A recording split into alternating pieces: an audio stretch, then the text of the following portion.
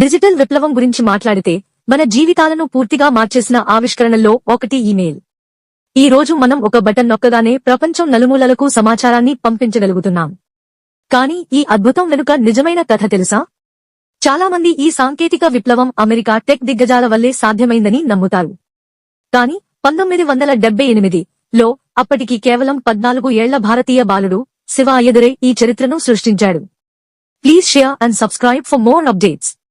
School హోంవర్క్లు, ఆటపాటలలో గడపాల్సిన వయసులో శివ తన ప్రతిభను ఉపయోగించి భవిష్యత్తు కమ్యూనికేషన్ను పూర్తిగా మార్చేసే ఒక పూర్తిస్థాయి ఈమెయిల్ సిస్టమ్ను తయారు చేశాడు. అది కేవలం మెసేజ్ పంపడం, రిసీవ్ చేయడమే కాదు, in box, out box, drafts, address book, attachments వంటి నేటికీ మనం ఉపయోగించే ఫీచర్లు అప్పుడే అందులో ఉండేవి.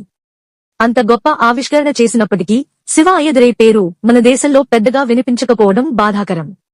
ఇతర దేశాల ఆవిష్కర్తల పేర్లు చరిత్రలో బంగారు అక్షరాలతో రాసుకుంటే మన ప్రతిభావంతులు మాత్రం గుర్తింపు లేకపోవడం మన సమాజం మీదే ప్రశ్నలు లేపుతుంది.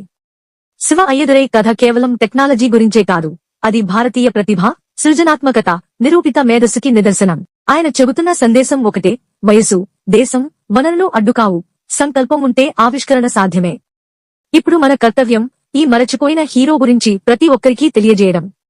ఎందుకంటే చరిత్ర అనేది గుర్తుంచుకున్న వారితోనే కాదు, గుర్తింపు పొందాల్సిన వారితోనూ పూర్తవుతుంది.